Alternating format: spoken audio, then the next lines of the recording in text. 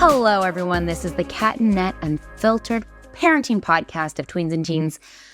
Gosh, it has been, well, kind of crazy because we're heading into summer, and you all know what that means if you have tween and teens. It is going to be chaotic. Nat is with all of them right now. One graduated, so we are left with not high school, but graduated middle school. And that means that, we're in the weird stage where they're not old enough to work yet. They're still at home for the summer, where we're like, what do we do with you? Because we want to give you downtime, but we also want to make sure that we're giving you time, to be free and to be what you are and do all the things. So it's like balance between boredom and overscheduling. And it can be literally overwhelming for most of us having them do summer. I don't know. I feel like part of me wants them to be riding their bikes, but then I'm like, is that even a thing anymore?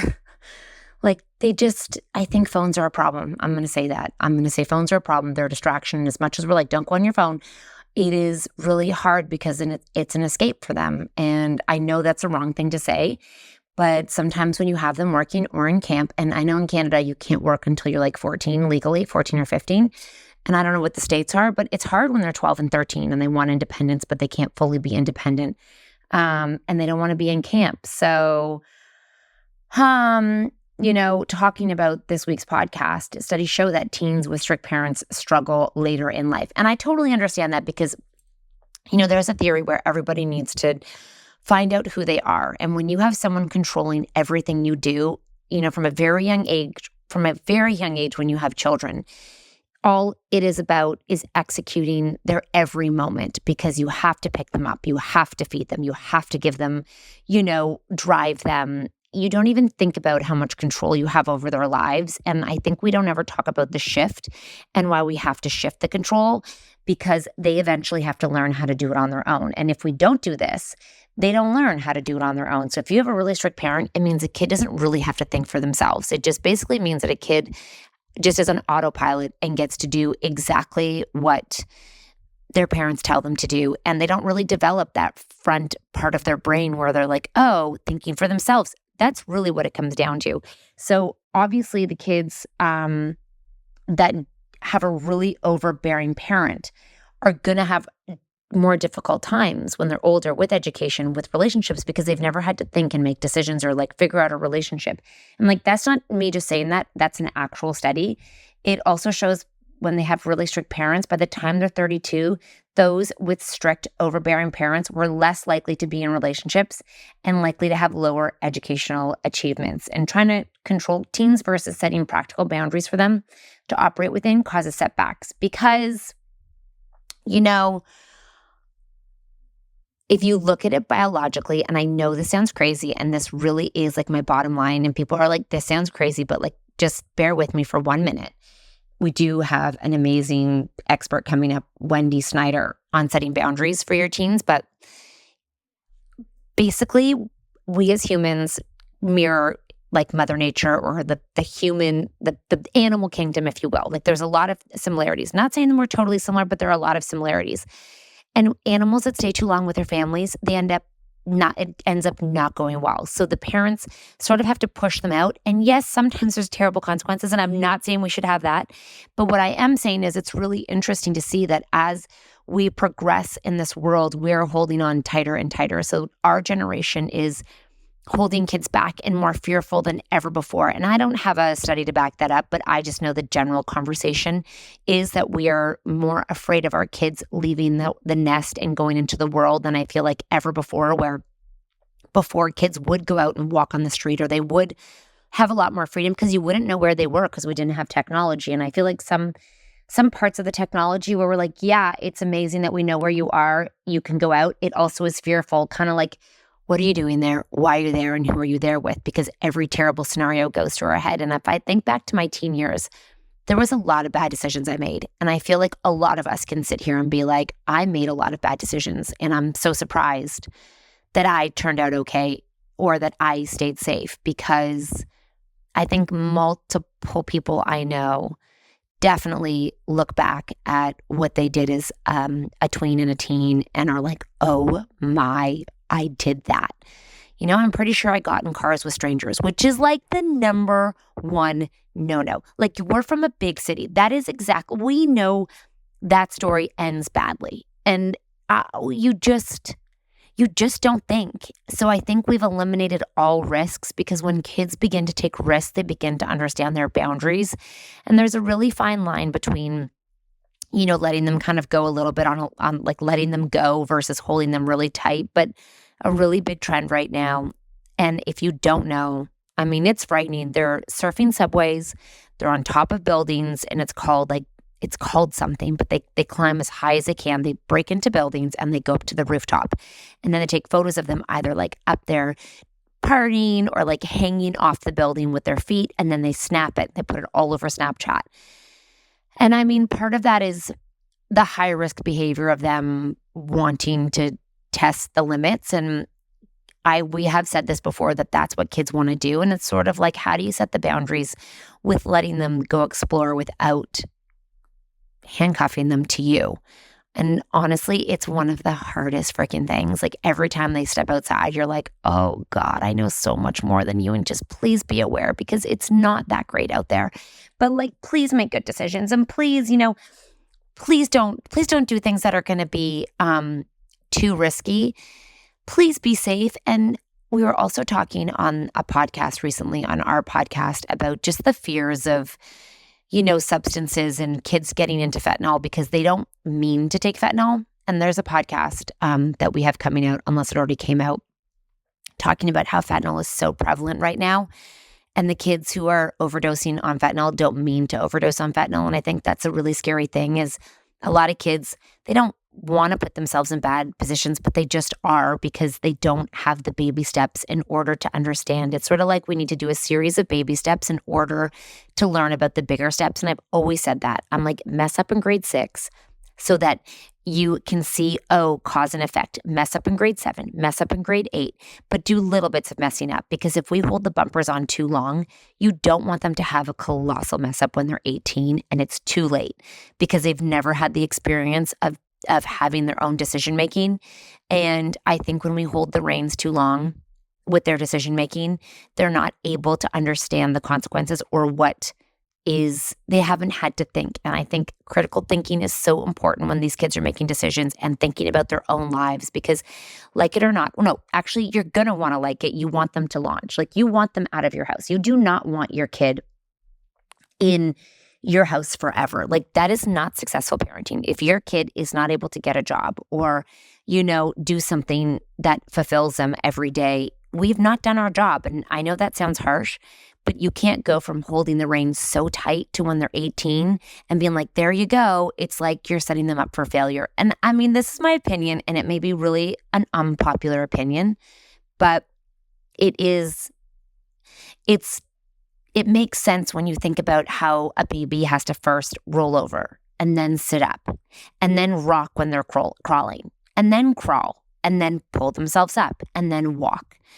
They don't just jump up and start walking. It really is a series of steps that gets them to the place they need to be. And I just think, as parents, out of fear, we need to not parent out of fear, and we need to like regroup and be like, okay, like, I need to let my kid do this so that I can let them learn for themselves and think for themselves. And then I can put in safe and healthy boundaries for them so that we can then let them sort of not fail, but like learn about their world beside them, rather than just sort of when they grow up being like, good luck with it all. You had no idea what you're doing, but like, you're 18 now, so now you know how to do things. It's not how it works. They have to learn how to do it in order to be ready to do it. If you hold them back all the way till they're 18, they're going to be as developed as a 12-year-old, or the minute they were supposed to launch and they didn't a little bit. And I think that's really important to remember. They don't just evolve into knowing how to do things. They have to learn how to do things. And I think that's really the hardest thing we all have to remember. But I think when you flip the script and you realize developmentally they need to do these things in order to learn how to do these things, then you can let it go and be like, okay, I'm going to trust you. I'm going to let you go do these things. Like, what's appropriate at age 12? Well, the hard thing is not every age 12 is ready to go out by themselves and meet friends on the block, but some will be. And we can't just be like, oh, you're 12, you're not ready. It really is, understanding your kid and checking in with them and giving them a series of opportunities to take those chances to go and get it right and mess up. And then teaching them, oh, well, next time you go meet your friends and you're late, you need to text me and let me know so I know where you are. And I think that we sort of underestimate those steps, and we think they should it's called common sense, and assume they should have common sense, but no one should assume that with teenagers or teens. They have to learn everything. It's their first time being here. And even though we know, they don't.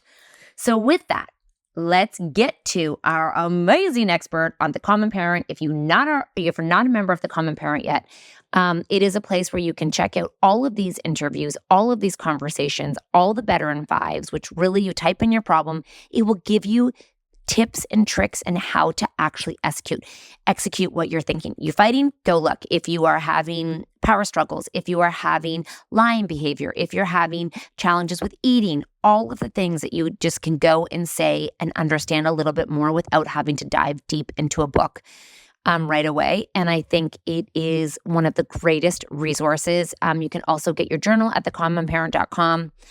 Again, just an amazing tool to have to leave out and say, hey, if you write anything in here, you are safe. I will help you. It's sort of like an amnesty journal, and you give it to them. And even if they never write in it, they know that it's there. It's sort of like having a life jacket on a plane. So yes, thanks all. And check out our amazing, amazing, amazing guest. Okay, we are welcoming Wendy Snyder to the podcast. She is a mom of two, certified parenting educator and family life coach who inspires parents to learn and grow through connection-based positive parenting strategies. She is the host of the Fresh Start Family Show and founder of FreshStartFamilyOnline.com, which helps parents ditch the threats, yelling, and harsh punishments so they can live a joyful and confident, be a joyful parent with kids that listen and cooperate. That sounds like dream. It sounds like we live in San Diego. That sounds like like if you imagine like when you pass away, if there's a heaven, that's what parenting would be like. Yeah. And Wendy's gonna help us get there. Let's go to heaven, baby. Let's do it, girls. Let's do it. Okay, so Kat was saying before how we were talking about boundaries.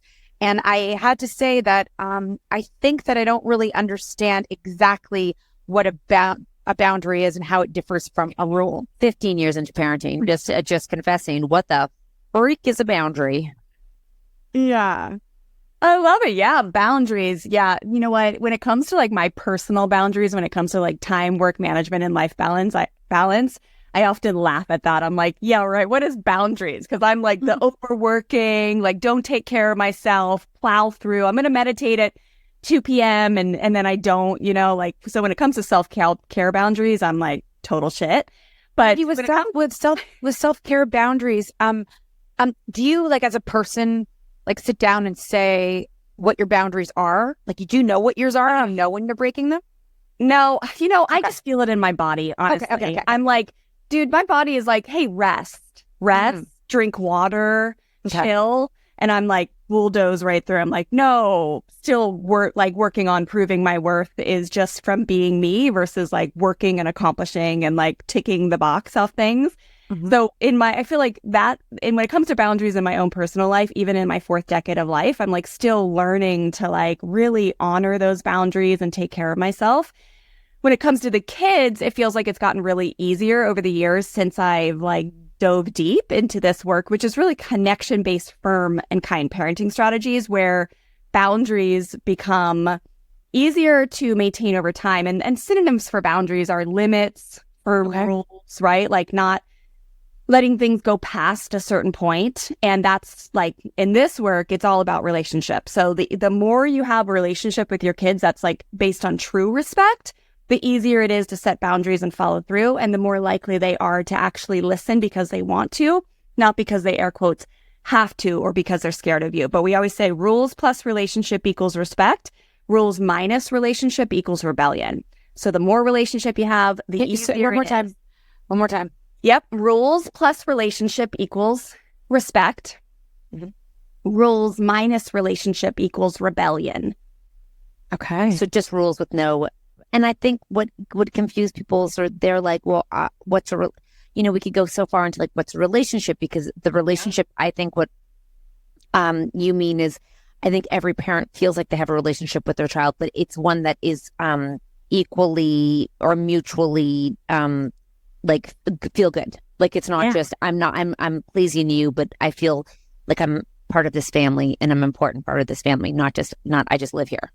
Exactly. And especially with strong-willed kids. So I have a tendency to specialize in families with strong-willed kids because they're the ones who kick our ass in parenting, right? And like actually call us into growth, which is the coolest thing ever. But in the beginning, you're just like, oh my gosh, why is this so difficult? But they will like call out hypocrisy or raise their hand and raise the red flag, so to speak, in like a really gnarly way if there is imbalance of respect in the home. So like their little souls, the way they're designed, they have like a really strong need to feel powerful and a really strong need to belong. And if those two things are not being met in a healthy way, that's where like rebellion and misbehavior often spikes. And a lot of times like the classic, what I call hand-me-down parenting tactics or model, it relies on overpowering tactics. So everything from, the stuff I was knee deep in before I switched into this model was like threats, yelling, punishment. I was the pro at taking away anything that my strong-willed toddler loved, like in an instant. And I was like, definitely overpowering tendencies, but the strong-willed kids especially, that's where they're like, the relationship just wears away day by day, week by week, month by month. And by the time you have teenagers, they're so bitter and full of resentment if they have a parent who overpowers them into submission, that's when a lot of times rebellion will come out in the second decade. You can get away with that kind of classic hand-me-down parenting model in the first decade, but a lot of times in the second decade, they just rise up. And so that's where you clearly start to see there's actually not a relationship here based on true respect. There's a relationship based on overpowering and the fact that you should respect me, kid. But really, they're like, I don't respect you. You're a hypocrite. You tell me not to be aggressive or yell, and then you are aggressive and yell at me, right? So really, strong-willed kids will call you into the most beautiful like change of yourself ever. If you answer that call, it's one of the most beautiful things and hardest things, but really will change your life. Okay. I just thought of a boundary that got broken. What? Right when we started this podcast, my daughter called me from school. I need to set the boundary. I could have called my mom. Yeah. Stop calling me. That bothers you. Actually, I didn't really notice until you were like, you're so distracted by them texting you and calling you. You've gotten better. I think they've gotten better. Yeah, it was all day. It was all day. And I was like, you are problem solving everything for them. But that, I thought that's my issue. We'll talk about it. I think that, I really tried to just think that what helps people is the people who are hearing this and get it are doing it. Who are like, yep, it makes sense. I kind of want to talk for the people who maybe see that if you don't give a consequence or if you're not punishing, if you're not doing this, behavior doesn't change. It's really hard for people to lean into positivity when they're feeling like it. How can you get something positive when you're reinforcing what feels like the negative? You know what I mean? Some of those people also are like, I need to demand respect, and I deserve it because I'm your parent. And it's hard for them to switch those. It's very hard to understand the why, and you feel like a doormat. Yes. And okay, so let's just normalize that feeling for a minute. And really, girls, it has to do with the nervous system. For so many of us that were raised in like an autocratic home where it was my way or the highway, you listen or else you're either going to get shamed or you're going to get hurt. Like something's going to happen, but you're going to pay the price if you make a mistake or if you are, showing disrespect, whatever it may be. So literally there was danger around making a mistake. There was like, you had to react fast. You had to protect yourself. That leaves an imprint on the nervous system. So then we move on and we have kids, and most of us don't realize, like, kind of, if I'm being honest with my own journey, what a shit show it's going to be until all of a sudden you have this little human that you're like, can you just put on your shoes when they're like 3 or 5? And they're like, no. And all of a sudden you have fire coming out of your head and you're just like, whoa, I swore I was like a really positive person. And then now I'm screaming or grabbing wrists too tight or lecturing a teenager, like, what is wrong with you? Why can't, all this stuff that comes out. So it makes sense why we want to jump to those corrective versus connection measures. Like that's what actually feels safe to our nervous system because we know it. We've seen it done for many of us for a long, long time. And so the idea of like connecting with a child to find the root cause of their misbehavior and taking responsibility for the part where you taught them that behavior a lot of times, not always, but most often is what I find, that feels really dangerous. And then you have culture outside of you that's like, you're a pushover. Positive parenting is permissive.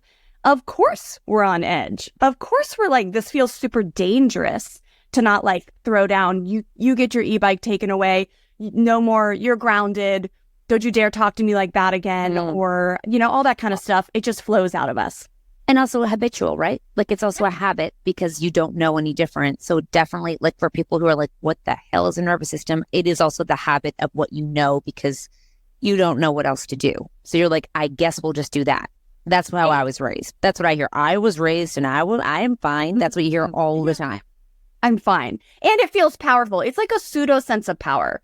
When you overpower a child into submission, it actually feels really good in the moment. You're like, I told you, you don't mess with me, right? Like those of us who have strong-willed kids, and we're strong-willed too, whether you're a perfectionist, type A, like you handle business, like we feel in the moment like it might be working because we're like, they don't know who they're messing with. We are in charge. And then as time goes on, if you're in the right work, you realize, shit, I'm actually teaching them what I'm telling them not to do.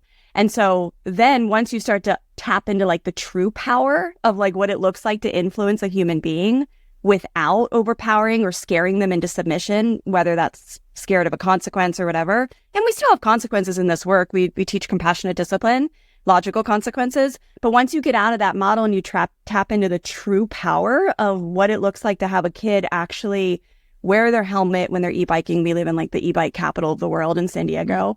Without you looking, and not because they're scared that they're going to get their e-bike yanked from them or their iPhone yanked, but because they honestly understand what can happen to the brain, or they've just, their parent like really invested in education and also implemented logical consequences, but didn't move to like that overpowering punishment model of do it again and you'll pay the price. So that starts to feel really powerful once you tap into that. But in the beginning, it feels very powerless because you're just used to getting power in a way that was done to you most often. I'm going to go like baseline here. Like, how many times do you have to ask your kids to do something before there's a consequence? And I think part of the problem is, when you live in a family, it's communal living and you're trying to give them autonomy, but like, let's just say everyone walks in, they put their coats away for like a week, and then because we live in winter and coat capital of the world, which means you have a million coats for every season and shoes. Capital. We do. Are the coat capital. You have a coat for every season, and then for cold days, warm days, hot days. What is, it's really hard not to lose your shit when you ask the same. I don't even think. I think sometimes people think about the big things, but I think for most moms, it's a day to day of the minutia where you're just so sick of the battle of them not hearing you when you're asking for a team effort, or like the dishwasher. Why do I, like, the dishwasher's full, you opened it and you walked away. What is that social responsibility within the family that is the consequence, or how are we instilling, because they don't care, like they don't care about that stuff. How do we make them care if there's not a consequence, like you can't go on your phone until everything's done or something? Help.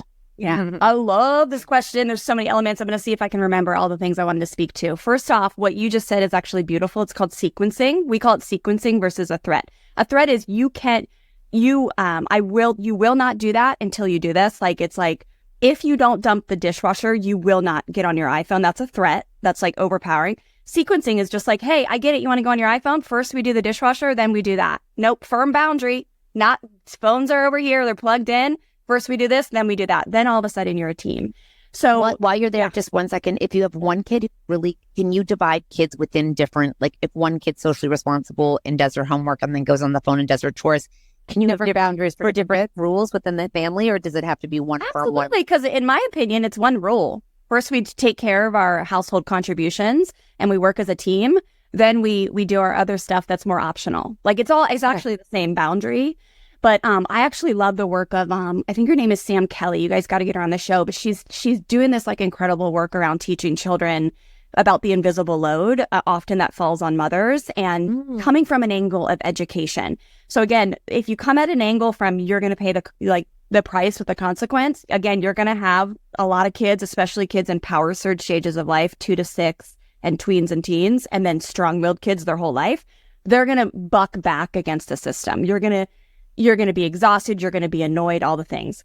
But if you move into a state of empowerment and education of why this is an imbalance in the family and how it affects you, and then how that affects them when you're like flared up and you're exhausted and the weight of this home and the coats is on you, like then all of a sudden you start to feel connected. They start to understand more, and then you stick to the firm boundary, right? Okay. But it will come across very different to a child when you educate them and then stand firm with your boundary than it will be if you're just like, I've told you a million times. And the last thing is you just have to understand that we're teaching all day long with these kids, and we have effective teaching and we have ineffective teaching. So when other people aren't doing what we want, the sooner, the faster we can take responsibility and change our teaching style, the faster we're going to get results. Being in a disempowered state where you're like, nobody will do what I want and it's everybody else's problem, it just will keep you suffering for longer. Whereas, we have a lot of that we teach here, like when you're in a power struggle and you're like, put away your coat, and they don't, you have all these opportunities on how to actually get them to do it that don't involve moving to the threat of if you don't do it, you won't get your iPad or your iPhone. Does that make sense? Yeah, it does. Unfortunately, it's a lot of work, but that's what it is. It's a lot of work because it's a hard job, because it is it is, I guess, when does it become, a habit? Because I was talking to my son and he went to someone else's house, and he was like, they're so strict because he can't leave his wrappers in the couch. He has to turn the light off. Right? I know. Kids are like wrappers everywhere. So from one perspective, I'm like, gosh, they're doing it right. Where, because when there's so many of them in and out of the house, it's really hard to monitor or to reteach, because if you have teenagers right now, the groundwork's gone. So is it like a chore chart? Is it how are we implementing what we want without losing our minds? Is that what it is? Like, how are we actually how are we getting them to care? Because I get that maybe they'll hear the invisible load, but I think a lot of moms are like, they're going to hear it and be like, so like the fact that they can't walk the dog blows my mind. I mean, someone else on here has one of our team members has the same problem. We see everyone walking the dog, all the other kids, and I'm like, what? And my walking the dog is first. Why can't my kids do that? Right? Everyone's like, why can't my kids do this? Why can't our kids, even though they know it's hard for us, do it? Yeah. This is so good because I feel like I am you guys. Trust me, I'm a freaking positive parenting educator, and I still, the household duties and like the 16-year-old with 7 wet towels on her floor right now. I get it. There's wet towels has been one in my house too. Yep. There's Rice Krispie wrappers in the couch right now for my 13-year-old. I totally get it. And we all get to pick and choose, like, what's the problem that we're going to focus on that week, right? And so in this season, for me, especially building a business and being an entrepreneur and writing a book and all the things, I'm like, I'm just going to let a little bit of that go right now. And I'm more like celebrating these big ticket things that we have in our home that I'm like, dang, the teenager's slaying it. She's about to get a beach volleyball scholarship. She's got straight A's, they're both teenagers now, but like, she's excelling in music. Like, I'm hitting the big things and I'm looking at the small things and I'm like, okay, we can work on this and I'll work on it when I'm ready. But with that said, we have to remember that the parents who have the kids doing it, most likely, whether they're using the overpowering threats and punishment model or not, they're just really good at following through. And we're not. That's really fair. So what I said about the sequencing, you can do the same thing with sequencing. And yes, the teenager's going to have an attitude. They're going to roll their eyes. I always tell parents, my students, you can work on the attitude later. all you're trying to do is get the coats put away and the towels hung up. And so many times that comes with following through and not doing it for them. But we cave and then we do it and then we're pissed that we did it. Instead, we have the ability to follow through. And that actually comes down to like a lot of inner work of why do we end up doing it for them, or why is it so hard for us to handle the attitude, right? So there's like all these different layers, but the follow through is really important. And when I start to feel that there's an imbalance and I'm super pissed that the kids aren't doing their part, I step up and realize I need to become more firm in my leadership and let them know that this is a strong boundary and we are working on it this week. Can you give us like what would it be? What are the consequences? Like, okay, so I'm turning a new leaf today, okay, and I'm they all know where their coats. And here's the problem. I think that for both of us, and I'm going to talk for both of us, and I think a lot of people have this. Your partner is maybe more strict and has more issues with the things than you do. Okay. So you're trying, but you're the majority with them. So when you're trying, but it's a family. So if that really bothers them, trying to explain to them, but when it doesn't bother you as much, you're kind of like, whatever, but it matters. So it's sort of following through when it's not really your ick. Let's just call it an ick. So hard to follow through with something that you don't actually deeply believe is important. Yeah. So how can we, because I really do want to talk about a family approach, because I think that that's really where a lot of parents struggle is, number one, in a relationship when it's not your ick. And then number two different styles coming together to raise a family. Yeah. And then the consequences when you don't agree with the consequences of what those actions are. When you think the consequence, you're like, it's not that big of a deal. And they're like, but it is. What can we do to help the kids meet in the middle here and like be like, okay, this matters to them, not to me, but follow through. And if you don't, well, I don't fucking care. But yes, I do. You know, what are the consequences we can kind of put in? Give me an example of something that your spouse cares more about than you do. Give me things away. Like, he feels it's very lazy that they don't, like the wrappers on the couch, shoes at the front door. Like we have built a mudroom for them to basically drop their, like he doesn't even care if they drop it in the mudroom. Just sometimes we'll trip and fall because he leaves them on the stairs so you can't see the shoes. You know what I mean? Yeah.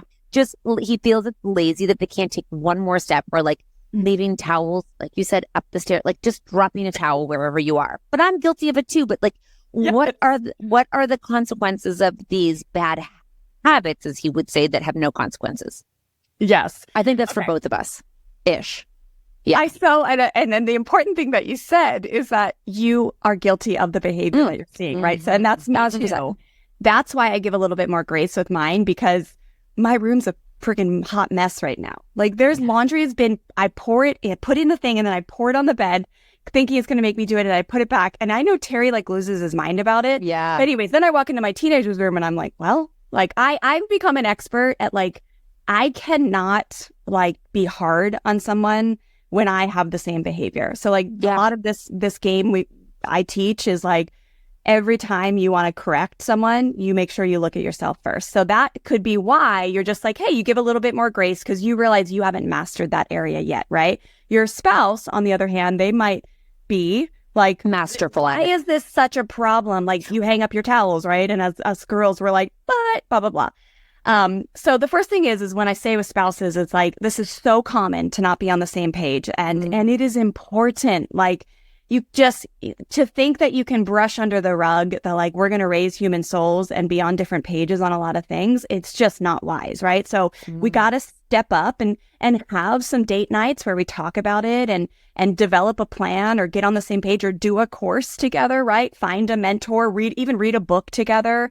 But I mean, this is like it is the most important thing you'll ever do is raise human souls in the world. So to come together is really important. And the first thing we always say is like, have a vision and understand how much you are on the same page on the majors, right? And then when your spouse says like, hey, this is really important to me that they learn to put away their stuff, I think what we can do to relate to that, because it actually helps our nervous system too, if we're being honest, it does bug us when the towels are all strewn in the bathroom and the coats are on. It bugs me that it's going to bug him. It bugs, you bug it, it's now going to be an issue within the family. You know what I mean? Like, so now it's an issue. And I would say, if you walk into a hotel, this is what happens to me. I walk into a hotel, the sheets are pressed, it is clean. How does your body feel? Amazing. Relax. And then we do what we do. And then destroy it in 1 second.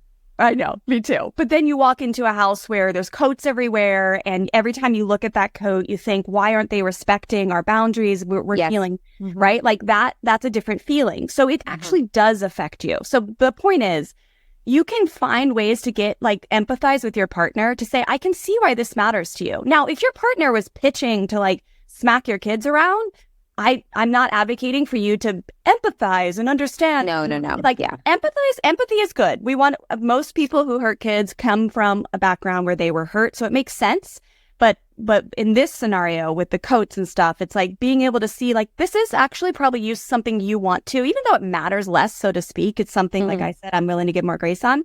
So getting on the same page and telling them, you make sense to me and I'm willing to help make this a priority, but doing it as a team is really where the magic is, because you should not be held responsible for teaching these kids to put away their jackets when he is an equal or she is an equal partner.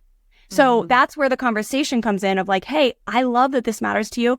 Because it matters to you, it matters to me. And let's create a plan where we can help these kids understand that we have a really strong boundary and we're going to follow through on it. And then that's where I would teach you this 4-step process that we teach, where you make healthy, strong agreements with your kids. Then you provide empathy. Then you provide empowerment prompting of restating the agreement that you had together. And then you give choices. And that becomes a language in your home. And it sounds complex, but it just once you're fluent in it, it just rolls off your tongue. And you don't move on to the next activity until the towels are hung up or till the coat's put away. So the choices are the consequence. So if you choose not to put away your stuff, then... So it looks like you can put it away super fast, or you can put it away in the downstairs closet, you could put it in the upstairs closet. Doesn't matter to me. You can, dad doesn't care if you throw them in the mudroom or if you place them on the shelf. Which one do you choose? It's just got to get done. Do you want to, and if they want to put on your AirPods and clean your room, or do you want to do it in silence? Up to you. It just needs. And then they walk up the stairs. So yeah, I'll do it later. And then they walk up the stairs. So then you're and this is the 5th step in once you have a family set up where you know that you have respect happening, those four steps are really important. But then you can bring in the discussion around the consequence, which is, what do you think should happen, you guys? Should you forget the boundary? And I always say forget, because or should you choose not to? Right. Well, choosing not to is going to ruffle them. It's going to cause them to actually rebel more against what you want them to do. So these are kids, these teenagers, man, they're dealing with I know we dealt with a lot growing up, but now you got social and they're in such a season where yes, I get it. They probably are choosing, but let's just give them the benefit of the doubt. They forgot in that moment how important this boundary is and how it affects us. So when you approach them with hey, what do you think should happen if you forget? What do you think is a way that would help you learn the life skill that you're missing right now? Then you brainstorm that ahead of time, and then you follow through on that. And so they're going to have some ideas, you're going to have some ideas, but one of your ideas could be hey, I think a great logical consequence is that we don't move on to any technology, any type of social thing until we handle that. I'm willing to offer you grace. I'm willing to give you a little extra time if you need it, if you need another 5 minutes or whatever. And or a logical consequence in my world, when it comes to everything is teaching, logical consequence could be a chart. Could be, and trust me, my teens had charts up until 13, where it's visual of what needs to happen before you get on a phone. What needs to happen before you leave the house on Saturday. We all need reminders. We need calendars, right? Yeah. If we give them some grace too, it helps. I can just see, because I'm thinking about you and me, Kat, and it's then we have to stay accountable and not pick up the towels. Yes, the towels will stay there until the person that was responsible to move them removes them. And if we remove them, they're never going to pick them up. Exactly. Yeah. A child who forgets has a parent who reminds. So, and that the whole reminder thing is really interesting, because I teach strategies that, again, rely on more connection than nagging and reminding, because nagging and reminding will drive a strong-willed kid, again, into rebellion. They're just an interesting breed. And really, they're the kids that we have the most trouble getting them to do what we want. But you're right. The follow through is really important. But most of the kids these days are wanting to move on to some type of device or a social thing. And that gets put on pause until you actually take do they put the phone somewhere, or you just trust that they are like, I only ask these like tiny questions because we live it, and I know when they walk in the house, it is busy. You're making dinner, people are going off to things, and you're like, okay, we didn't get that done. So it feels like I want it to become second nature, so it's not a constant conversation. And I guess you're right, I'm bad at follow through, so I know the issue right now, but I guess it's just sort of like we have to stop complaining and start following through. And if you're pissed, that means you need to have a conversation, because you shouldn't be walking around. That's your clue to say, I'm so sick of this. And then you can't just do the cycle again where you're like, all right. Yes, anger. So anger is a healthy emotion. Anger is where justice is born. Anger is the emotion. You said pissed, but let's call it anger. That'll help you set a firm, kind boundary. So anger is good. We honor anger. I'll teach you all about every emotion under the book is good. On the other side is something good, but you harness that and you use it to follow through. And that involves agreements. It involves a plan. And yes, it involves follow through. And your question about taking the phone, that's a great example, is like you get to be the firm, kind leader in your house that creates rhythms. So when kids walk in the house, if this is something that you wanted to implement, their phones get plugged into the charger. Then we handle what we need to handle. Then the phones come off the charger. They need to be charged anyways after a long day of school, right? So you lead the way of this is the boundary. This is why we're doing it. And then you also teach these teens or whatever age kids why it's going to support them. These kids, especially the strong-willed ones, they don't give a flying, like, they need to know, how does this affect them? How is it going to help them? And I know when they're teenagers, they're going to say, yeah, I know it doesn't matter.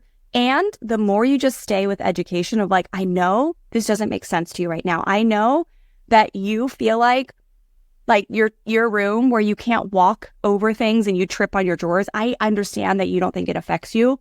Of course you don't. That's how I felt when I was a teenager too. And you got to trust me here. This is affecting your mental health, right? And I have that conversation a lot around the devices with my kids because they've been raised with this, right? Like they don't understand. And so you have to just approach them with humility of saying, it makes sense why you think this isn't a big deal. And I'm here to educate you on how this is going to help you. Your body is going to feel more settled once you have your stuff done and we're not bickering in the afternoon and you're able to just go freely do your stuff. Does that make sense? And that's what and I'm assuming like do they have autonomy over homework? Do they have autonomy over like, I'd like to do it between 7 and 9? Like, you know what I mean? I think that I think that our generation is specifically missing the routines. I don't think we have clear routines where you walk in, you have a snack and you do your homework. It feels like we've kind of left it up to them. And I'm not sure if it's a disservice because we have not implemented this sort of ideology of like what's important, like do the chores, like every Saturday chores. Now it's just kind of like, whoa, like whatever. So I guess we have to sit down and have a conversation with them. Like this is feeling out of control. Like I can't. So here's the question. If I'm sitting here and I'm listening to this and I have teenagers in my house, is it too late to turn back time? If I could turn back time, is it too late to get into it? Is it too late to just, you're one of us. Is it too late to like, just, will they be so thrown off? Like, what is, like, I've never done my homework right after school. I'm not doing it now. Mom, who were you talking to? Wendy. We were talking to Wendy. Like, why all of a sudden, like, is it going to be really hard for them to just have a new style inside the house? You know what? It is never, ever, ever, ever, ever too late. It is never too late. And again, like this is, if you really see some points of suffering in your home, you better believe that your children are experiencing suffering too. If your nervous system is stressed and there's bickering and arguing and overpowering and punishment happening, you better believe that these kids are feeling that stress too. So when you come at them, it's not like, it's more from an angle of like, hey, I had an interview, I was really inspired. I feel like we need to make some shifts that are going to help all of us feel better, right? Like all of us. I feel like there's some things that we can do that will help us fight less, that will help us as mom and dad, like, or parents just teach you in a way that we're not constantly punishing you. I realize that like the whole grounding you every other weekend when you don't do what I say is not working. Like you deserve to be taught with respect and dignity. And so I'm learning some new things. You're going to see me implementing some new things, and it's going to be funky. It's going to feel weird for a while. And we can do this because I want to start prioritizing connection with you over this like correction model that I think, you know, your dad and I or whoever has been relying on. So that's the kind of conversation that you go in with. And you're right. Like I have a tendency to help a lot of people who are like very deep in the autocratic world. So like, I mean, there is like corporal punishment for the first 6 years of their life. Everything is like from this external model. So the thing you need to know is kids do get used to that. And the kids who get used to that, like they basically don't know how to do it themselves because the parent always comes in and overpowers them. They will, or it saves them too. Saves them rescuing because the parent who overpowers, which is right where I was the first like 4 years of my daughter's life. The parent who overpowers often also rescues. So bribery and rewards is usually huge in houses where there's punishment and threats. So they kind of just go together because they're all external. So you do have to have compassion for a child when they buck against the newness, so to speak, because they're just used to you doing it for them. So if you tell them to come inside 5 times and then the 6th time you scream at them and you threaten that you're going to take away their iPad if they don't come inside, we've taught them that they don't need to learn how to actually have self-control and stop riding their bike on their own. We will frickin' make them. And so that when you have compassion and say, I've taught you this model and now I'm going to teach you a new way.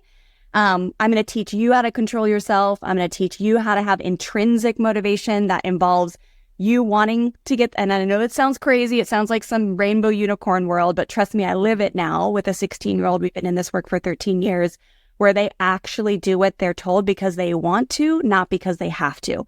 Mine is picking up towels, of course. My daughter's pick up her towels. So don't come into my house and talk to me about my parenting world there because the chores are like the doomsday of my world. I'm never going to speak about chores. And yeah.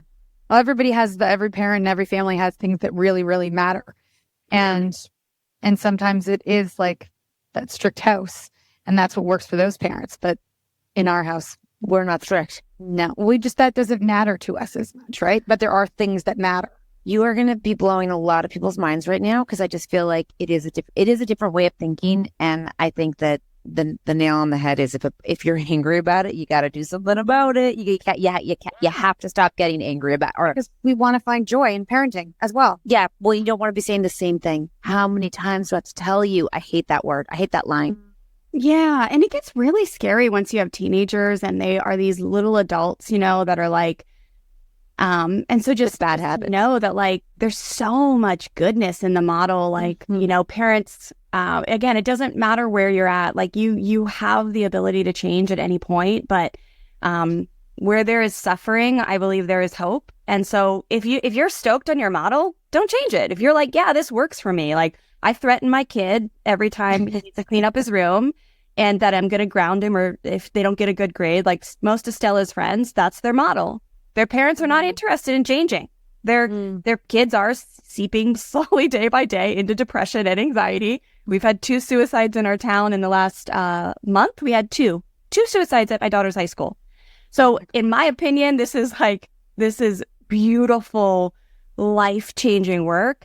And not everybody's going to be into it. And not everybody has a problem with it. Because again, like if you're just like, it's working for me, I'm not here to tell anyone that they're doing it wrong. It's just if your heart is yearning for more peace, more connection, like if you grew up in a home where there was not unconditional love and when you made a mistake, you were reamed, and now as an adult, you find it hard to have compassion with yourself when you're imperfect or you're really good at beating yourself up or you're your own like best inner critic, that's all signals to me that you can heal yourself and past generations and future generations by how you choose to lead your children. And I know that sounds really deep. And I was trying to be fun for your show because your show is fun. You are fun. That's I'm just a deep person.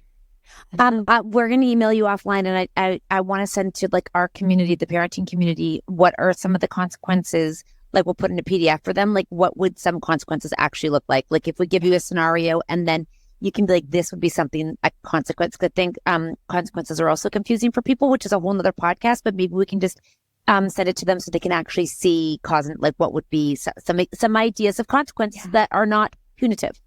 Absolutely. Yeah. And consequences, just as a to-go, if we're going to talk about them, they need to be related, reasonable, teach responsibility. And there's one more that I always forget. It's called the 4 R's. But the related is respectful. That's it. When you're hired, you're on my team of coaches now. Thank you so much. The related is the one that normally people get the flag really easily. That has nothing to do with the missing life skill, right? So all of the consequences, and I could riff for days on that for you guys. So yeah. Oh my gosh, I think that is really helpful. We can do another episode too. Yeah. No, I think a PDF is just really helpful for people to actually see like, oh, that makes sense. Because it's hard to like come up with one off the top of your head. But then when you see some examples, you're like, now I get it. I can extract to other areas of this. Yeah. Yeah. I love teaching about compassionate discipline. I mean, I think it is one of the biggest reasons why we have I don't mean to sound like cocky or whatever, but I literally live the dream life with my teens, and my 16-year-old is one of the strongest willed cactus kids on the planet. Like, she's intense. She's a metal drummer. She's like like competitive beach volleyball player. She is one of the strongest willed, most intense humans you'll ever meet. And I live in this world where we're just so connected and we have the best relationship, and she's thriving in the world. Her brother's easygoing. He is too. But it's because a lot of it is because of the compassionate discipline that we've used with her for 13 years now. That is just so wonderful for a soul, like any soul, but especially a human soul like that. And every single time you discipline your kids with that model, it brings you closer. And I'm not joking. Like, we can use these tools. PDF. Yeah, totally. I mean, I'll create a special one for you guys. I already have one. You're the best. You're the best. It's been a pleasure talking to you, and you've taught us so much. And thank you for being here. You have the most sunny energy and such happy energy. Parenting sounds fun. I can't wait for them. I can't wait to pick them up from school. Can't wait to go love on them and smile at them to put their fucking shoes away. Put your fucking shoes on. Oh, with a smile. Thank you so much.